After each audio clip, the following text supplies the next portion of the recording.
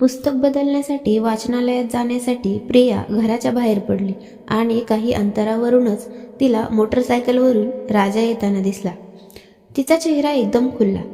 राजा जसा थोडा जवळ येऊ लागला तसं त्याच्या मागे बसलेली सोनाली प्रियाला दिसली आणि प्रियाचा एकदम चेहरा पडला. तिच्या अगदी जवळ येऊन राजाने मोटरसायकल थांबवली. काय, लायब्ररीत का? त्यानं हसत तिला विचारलं. हो, येतोस का?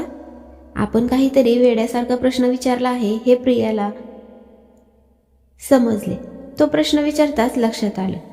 अगं, आम्ही पिक्चरला चाललोय, राजा अगदी सहज तिला म्हणाला. त्यावर ओके बाय असं म्हणत प्रिया ताबडतोब चालायला लागली. मागून सोनाली आणि राजाचं हसणं तिला ऐकू आलं, जणू तिला चिडवत असल्यासारखं. निदान तिला तरी ते तसं वाटलं.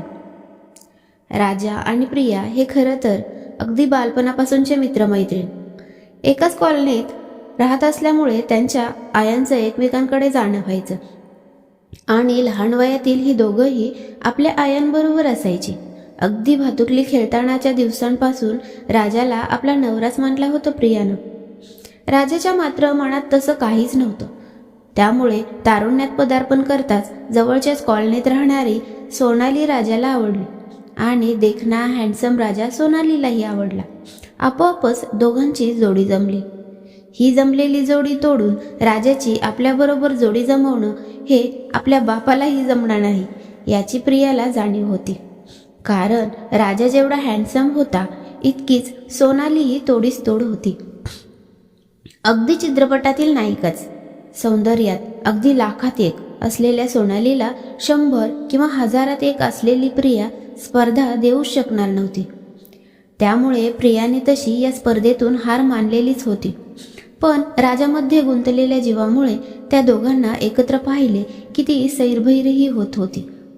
इकडे प्रियाचा आईबाबांचं तिच्यासाठी स्थळ बघणं चालू होतं आणि राजाच्या बाबतीत आपलं मिशन इम्पॉसिबल आहे याची जाणीव असल्यामुळे प्रियानेही यावर संशोधनास विरोध केला नव्हता.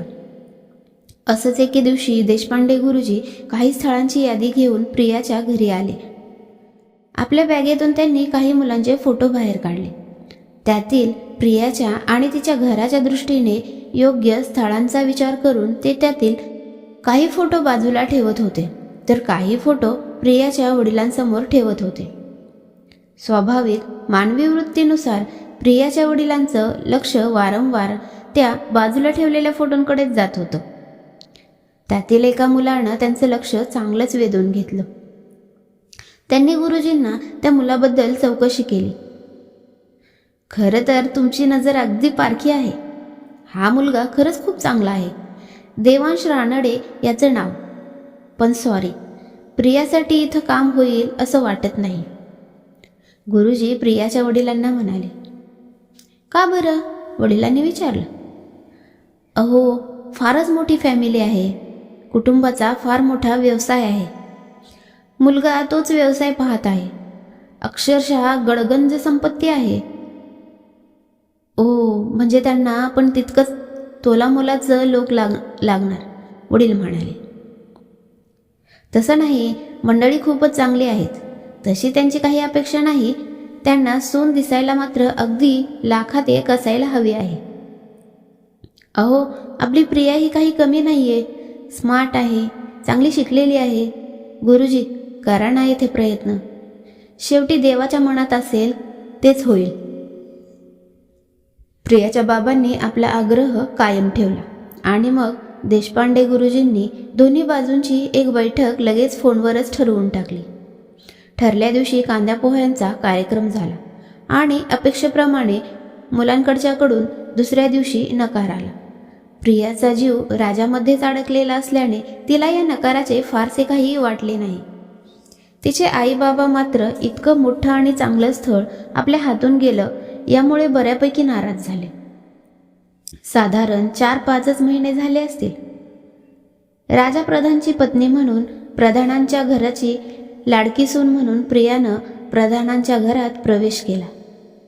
लग्नाच्या दिवसभराच्या दगदगीने दमून राजा आणि प्रिया रात्री आपल्या खोलीत आले.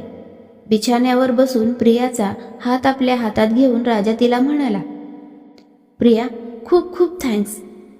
सोनालीचं आणि माझं खरं तर एकमेकांवर किती प्रेम होतं, पण तिनं अचानक दगा दिला आणि मी मानसिकदृष्ट्या अगदी कोलमडूनच गेलो होतो. आईबाबांना काय करावं कळत नव्हतं. त्यावेळी तू धावून आलीस, माझा हात धरलास, माझ्याशी लग्न करण्यास तयार झालीस आणि त्यामुळेच मी सावरू शकलो. नाहीतर त्यावेळच्या त्या मनस्थितीत मी अगदी आत्महत्याही करून मोकळा झालो असतो.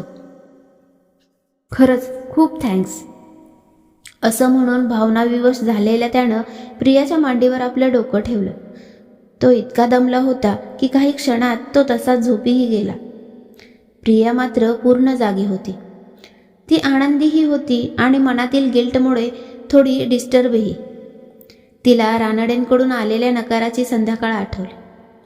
रानडे कुटुंबियांच्या अपेक्षा माहीत असल्याने हा नकार तसा अपेक्षितच होता. काही कल्पना डोक्यात येऊन प्रियानं देशपांडे गुरुजींना फोन लावला आणि देवांश रानडे याच्यासाठी सोनालीचं स्थळ सुचवलं. देशपांडे गुरुजी थक्कच झाले. आपल्याला नकार देणाऱ्या एका गडगंज कुटुंबाला दुसऱ्या एखाद्या मुलीचं स्थळ सुचवणं यासाठी मनाचा कमालीचा मोठेपणा लागतो.